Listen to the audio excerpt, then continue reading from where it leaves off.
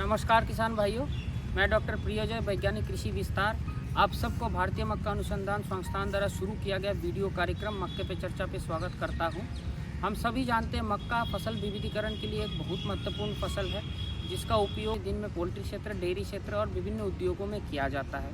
इसके अतिरिक्त भी जैसे विशेष मक्का हुआ, पॉपकॉर्न, बेबी कॉर्न, ये सब का प्रचलन आज के समय में काफ़ी बढ़ रहा है, जिससे खाद्य सुरक्षा, ग्रामीण उद्यमिता और कृषि व्यवसाय में बढ़ोतरी देखा जा रहा है। मक्के की भूमिका को देखते हुए मक्का किसानों के आय दुगना करने हेतु एक बहुत महत्वपूर्ण फसल है।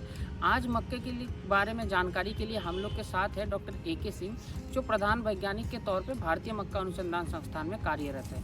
आज हम लोग किसानों के नानान सवाल सर से साझा करेंगे और सर से जानकारी लेंगे कि अगले खरीफ मौसम में मक्का को कैसे उगाए और मक्का का प्रयोग कैसे करें किसानों के आय को बढ़ाने की। तो सर, हम लोग जो किसानों के सवाल है वो आपको साझा करेंगे।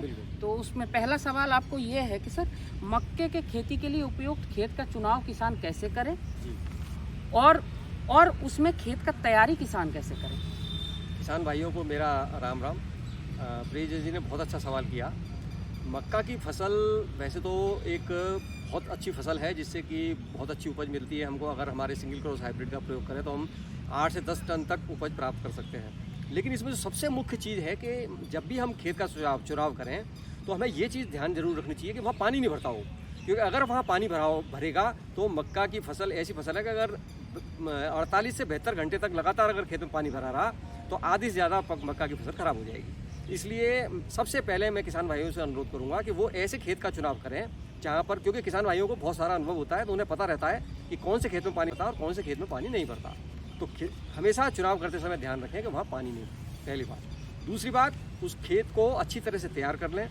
और ज़्यादातर जो हमारे इधर जो इंडो गैंगेटिक प्लेन है, जिसमें हरियाणा, पंजाब, वेस्टर्न यूपी, ये जो एरिया है, इधर ज़्यादातर सैंडी लोम सॉइल्स है। तो सैंडी लोम सॉइल्स बहुत सूटेबल है मक्का की उगाने के लिए, क्योंकि इसमें पानी रुकता नहीं है। तो ये सबसे मुख्य चीज़ है कि इसमें खेत का चुनाव करते समय कि पानी नहीं भरे और उसमें अच्छी तरह से 2-3 बार जुताई कर लें। साथ साथ में मैं एक और चीज़ कहना चाहूँगा कि आजकल हमने हमारी जो नई हमने वैज्ञानिक विधि से पता लगाया है कि आजकल जीरो टिलेज का कॉन्सेप्ट आया है। जीरो टिलेज में बिना जुताई करके भी हम खेती कर सकते हैं, और इसके लिए एक बहुत अच्छी मशीन आई है, हैप्पी सीडर। जैसे ही किसान भाई किसी पिछली फसल की जो कटाई करेंगे, उसके तुरंत बाद हैप्पी सीडर की मदद से हम बुवाई कर सकते हैं। धन्यवाद सर। अगला जो सवाल किसान भाइयों की तरफ से है कि मक्के में बिजाई के लिए वास्तविक समय क्या है और बीज का उपचार हम लोग कैसे करें? देखिए किसान भाइयों, मक्का की फसल 15 जून से लेकर के 15 जुलाई तक हम बुआई आराम से कर सकते हैं। और इसमें आजकल किसान भाइयों ने देखा होगा कि आता है, फाल आर्मी वर्म कीट, वो पिछले 2 साल से बहुत परेशान कर रहा है किसान भाइयों को।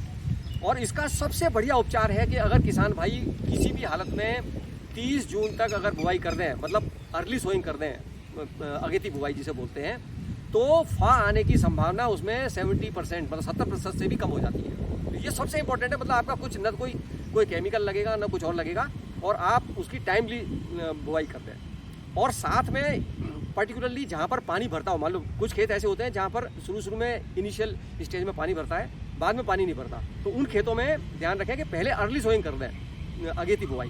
उससे क्या होगा कि जब तक पानी वानी भरेगा खेतों में, उससे पहले उस जर्मिनेशन हो जाएगा और फसल थोड़ी थोड़ी बड़ी हो जाएगी। अच्छा, इसमें ज़्यादातर तो वैसे जितने भी प्राइवेट हाइब्रिड्स हैं, उनके जो कंपनीज हैं वो उनको सीड ट्रीटमेंट करके देती हैं। फिर भी अगर मान लीजिए आपका सीड ट्रीटमेंट नहीं किया गया है, तो फंजीसाइड, बाविस्टीन, डेरोसाल, एग्रोजिम, कोई सा भी फंजीसाइड मिल जाए, उसको 3 ग्राम प्रति किलोग्राम बीज के हिसाब से उसका हम ट्रीटमेंट कर सकते हैं। इसी के साथ साथ जैसे मैंने बताया, फा का प्रॉब्लम आ रही है। अगर फा की प्रॉब्लम हो तो 410 जाडू एक इंसेक्टिसाइड है, जिसको 6 ml पर केजी सीड के हिसाब से हम मतलब ट्रीट कर दें सीड को, तो हम फा का भी कंट्रोल कर सकते हैं। एक छोटी सी चीज़ और बताना चाहूँगा कि बुआई की बीज की दर हमें करीबन 8 किलो पर एकड़ के हिसाब से बीज हमें लेना चाहिए। और किसान भाई ध्यान रखें कि जब भी अगर मशीन से सोइंग कर रहे हैं, तो अगर मॉइस्चर के हिसाब से 3.5 से 5 सेंटीमीटर से ज़्यादा गहरा बुआई नहीं होनी चाहिए। इससे ज़्यादा अगर गहरी बुआई हो गई तो फिर उसमें जर्मिनेशन में प्रॉब्लम आती है। तो किसान भाइयों का जो अगला सवाल है सर, कि मक्के में जो हम लोग बुआई करते हैं, उसमें कतार से कतार का दूरी कितना होना चाहिए? देखो, इसमें मैंने बताया था कि जहाँ कई बार शुरू में खेतों में पानी भरता है वहाँ रिज एंड फरो से हम 40 सेंटीमीटर की रिज और 30 सेंटीमीटर की फरो, मतलब जो मेड़ 40 सेंटीमीटर की और जो उसकी नाली है वो 30 सेंटीमीटर की, तो टोटल हो गई 70 सेंटीमीटर। तो हमारी जो हम सोइंग करेंगे रिज के ऊपर बिल्कुल बीचों बीच करेंगे, तो एक रिज से दूसरी रिज के बीच में 70 सेंटीमीटर की डिस्टेंस हो जाती है। तो इस तरह से हमारे करीबन 30 से 33 हज़ार प्लांट पर एकड़ हो जाएंगे और उससे हमें पूरी 6 से 8 टन तक उपज हमें आसानी से प्राप्त हो जाएगी। अगला सवाल किसान भाइयों से ये है सर कि मक्के में खाद और उर्वरक का क्या प्रबंधन है? अब जैसा इन्होंने खाद और उर्वरक के बारे में कहा, इसमें मैं पहले किसान भाइयों को बताना चाहूँगा कि आजकल जो सिंगल क्रॉस हाइब्रिड आए हुए हैं उसमें 6 से 8 टन तक हमें दाने मिल जाते हैं, मतलब उसमें मक्के के दाने, मतलब 6 से 8 टन दाने और 6 से 8 टन ही उसमें स्ट्रॉ मिलेगा, मतलब उसका चारा। तो मतलब करीबन 15 से 16 टन हम खेत में से निकाल रहे हैं। जब हम इतना सारा निकाल रहे हैं तो इसमें हमें खाद और उर्वरक दोनों का प्रयोग करना चाहिए। और खाद हमें 6 टन FIM सड़ी हुई गोबर की खाद अगर हमें मिल जाए, और उसको साथ साथ में अगर किसान भाई यूनिवर्सिटी में या किसी कृषि विज्ञान केंद्र में जा करके अगर पता लगाएं एजोटोबैक्टर या एजोस्पिरिलम, इनको फॉस्फोरस सॉल्युबलाइजिंग बैक्टीरिया जिसे PSB बोलते हैं, या वेम होता है, या NPK कंसोर्शिया, मतलब ये इस तरह के जो हमें जो राइजोबियम टाइप के बैक्टीरिया होते हैं, इस तरह इनसे क्या है हमारा जो भी नाइट्रोजन ज़मीन में उपलब्ध है वो भी उसको जो है फसल प्रयोग कर लेती है।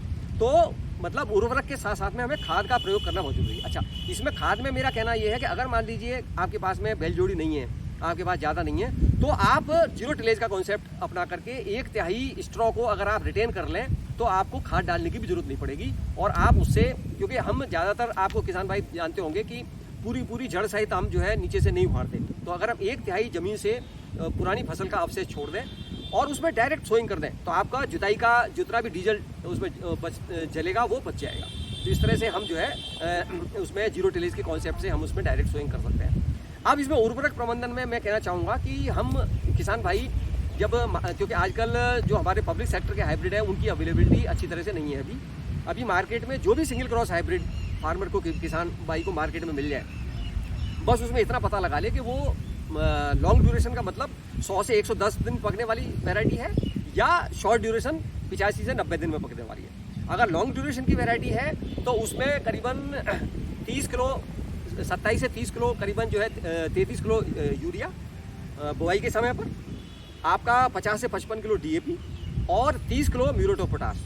इसके साथ साथ में जिंक सल्फेट, आजकल पूरे हमने एक्सपेरिमेंट से पाया है कि जिंक की बहुत डेफिशिएंसी आ रही है पूरे कंट्री में। हमने एक्सपेरिमेंट से पता लगाया है कि जिंक की डेफिशिएंसी बहुत ज़्यादा आ रही है, तो इसलिए 10 किलो जिंक पर एकड़ के साथ, ये सारे मैं एकड़ के हिसाब से बोल रहा हूँ, मतलब 33 किलो यूरिया, 50 से 55 kilo DAP, 30 kilo muriate of potash और 10 किलो जिंक सल्फेट, ये पर एकड़ के हिसाब से किसान भाई बुवाई के समय उसमें खेत में सीड ड्रिल के साथ डाल दें तो बहुत अच्छा। इसमें ऐड करना चाहूँगा कि हमने जो बुवाई के टाइम पर हम यूरिया पूरा नहीं डाला है, हमने यूरिया की 1/3 मात्रा ही डाली है, बाकी 2/3 मात्रा को हमें 2 बार में, मतलब एक बार तो 30 दिन बाद जब हमारी फसल नी हाई मतलब घुटनों तक की स्टेज में हो उस टाइम पर डालते हैं, उसे टॉप ड्रेसिंग बोलते हैं, मतलब खड़ी फसल में हम जो है यूरिया को डालते हैं। तो पहले तो हम क्या करते थे, उसे वैसे ही छिड़क देते थे। आजकल हमारी जो रिकमेंडेशन है किसान भाइयों को ये है कि आप कोई भी एक मतलब कोई कुदाली या इस तरह की कोई भी चीज़ डंडी ले लें और उससे पौधों की जो कतार है उसके सारे करीबन 1.5 से 2 सेंटीमीटर उसमें यूरिया को अंदर उसमें ड्रिल कर दें, मतलब अंदर डाल दें। तो उससे ये होगा कि यूरिया का जो वॉलेटिलाइजेशन या जो नुकसान है वो नहीं होगा और वो फसल को डायरेक्ट उसमें जड़ों में चला जाएगा और मिलेगा। तो ये 33 किलो यूरिया हमें 30 दिन बाद और 33 kilo urea second top dressing हमारी जो है 60 दिन बाद जो है हमें प्रयोग में करनी चाहिए। तो इस तरह से हमारा ये नाइट्रोजन का प्रबंधन और खाद और उर्वरक का प्रबंधन पूरा हो जाता है। सर, जो किसान भाइयों का अगला सवाल है जिसमें किसान भाई जानना चाह रहे हैं कि मक्के में कितनी सिंचाई की आवश्यकता है और पानी का प्रबंधन हम लोग कैसे करें। आप जैसा ये पानी के प्रबंधन की बात कर रहे हैं तो मैं कहना चाहूँगा कि मक्का में जो पानी की जो आवश्यकता है वो 500 से 800 मिलीमीटर की है। इसके लिए हमारी मक्का की फसल में 4 अवस्थाएं ऐसी होती हैं जो क्रिटिकल, मतलब जिस टाइम पर पानी की उपलब्धता होनी चाहिए। पहली अवस्था है जर्मिनेशन, जब उसका अंकुरण हो रहा। दूसरी अवस्था है आपका प्री टेस्लिंग स्टेज, मतलब नी हाई स्टेज। तीसरी अवस्था है सिल्किंग। आपने देखा होगा कि जब उसमें जो भुट्टे बनते हैं उससे पहले सिल्क आना स्टार्ट होता है भुट्टे से पहले। और चौथी अवस्था है ग्रेन फिलिंग, जब उसमें दाने बन जाते हैं और दाने पकने शुरू हो जाते हैं।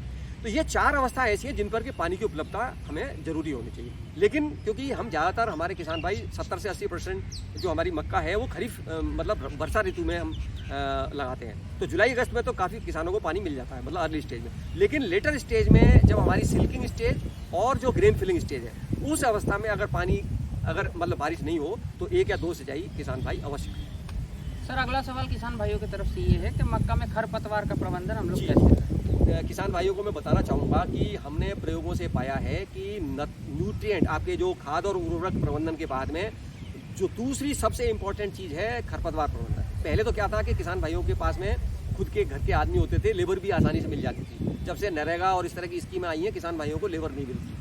तो इसके लिए मक्का में 15 से 45 दिन की जो अवस्था है बुआई के बाद में 15 दिन से 45 दिन, ये अवस्था इसको हम बोलते हैं क्रिटिकल स्टेज। मतलब इस पर अगर हम खरपतवारों का प्रबंधन नहीं करेंगे, उनको हम कंट्रोल नहीं करेंगे तो उससे बहुत ज़्यादा नुकसान हो सकता है। तो इसमें सबसे पहले तो आप अट्राजीन लें, जो प्री इमरजेंस जो कि पहले से हम लोग प्रयोग करते आ रहे हैं। वो 300 से 400 जो है एक्टिव इंग्रेडिएंट को लेकर के पर एकड़ के हिसाब से बुआई के तुरंत अगले दिन ही हम जो है उसमें अट्राजीन का प्रयोग कर सकते हैं। 500 से 600 लीटर पानी जो भी मतलब उसके पास में स्प्रेयर हो उसके द्वारा।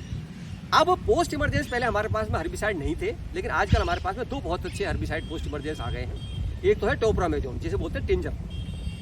टिंजर को करीबन इसकी पैकिंग 30 ml की आती है। 30 ml की पैकिंग आएगी, वो 1 एकड़ के लिए पर्याप्त होती है। तो ये टोप्रामेजोन, ये जो टिंजर के नाम से मार्केट में मिलता है, इसको 25 से 30 दिन बाद बुआई के। और दूसरा अगर ये टोप्रामेजोन नहीं हो तो आपका टेम्पोट्रिन है, जिसे लोडिस भी बोलते हैं मार्केट में।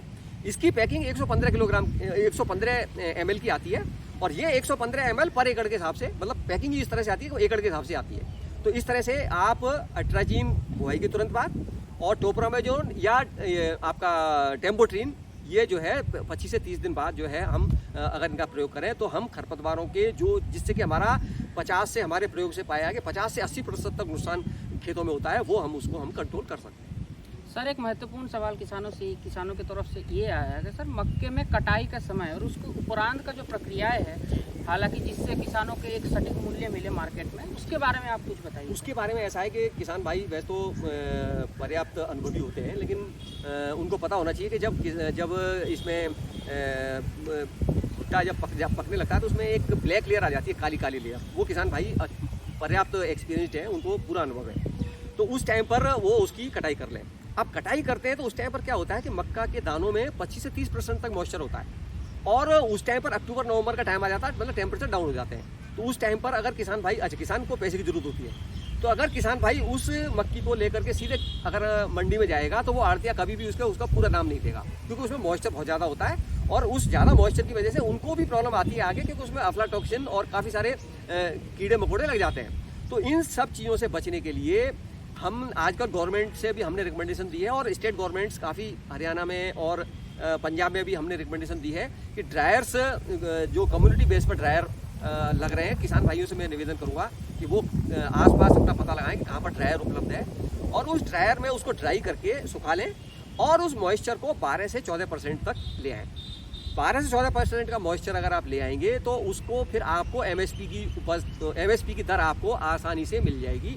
तो ये इस तरह से किसान भाइयों को पूरा लाभ मिलेगा और मैं किसान भाइयों से यही निवेदन करना चाहूँगा कि इस छोटी सी चीज़ का अगर वो सावधानी रखेंगे तो जो उनको आधी कीमत मिलनी थी वो पूरी कीमत मिल जाएगी। तो जो हम उपज दुगनी करने की बात करते हैं वो आसानी से हम प्राप्त कर सकते हैं। धन्यवाद सर। धन्यवाद। हम लोग आशा करते हैं आप जो जानकारी दिए खरीफ मक्का के विषय में वो किसानों के लिए बहुत उपयोगी रहेगा। इसके अलावा किसान भाइयों, आप लोग अधिक जानकारी के लिए हम लोग के संस्थान के यूट्यूब चैनल को लाइक शेयर और सब्सक्राइब करिए। इसके अलावा हम लोग का ट्विटर और फेसबुक पेज को भी आप लोग फॉलो कर सकते हैं। इसके अलावा भी मक्का के अधिक जानकारी के लिए हम लोग संस्थान द्वारा विकसित एक भारतीय मक्का ऐप है जो प्ले स्टोर में बहुत आसानी से अवेलेबल है। आप लोग उसको डाउनलोड करिए, मक्के के बारे में नाना जानकारी आप लीजिए। उसके अलावा भी आप लोग हम लोग का संस्थान का वेबसाइट को फॉलो करिए मक्के के विषय पे नया जानकारी के लिए। मक्के के विषय पर अधिक जानकारी लेके हम लोग अगले मक्के के चर्चा के अगले अंक में हाजिर होंगे। तब तक के लिए इजाज़त दीजिए। नमस्कार।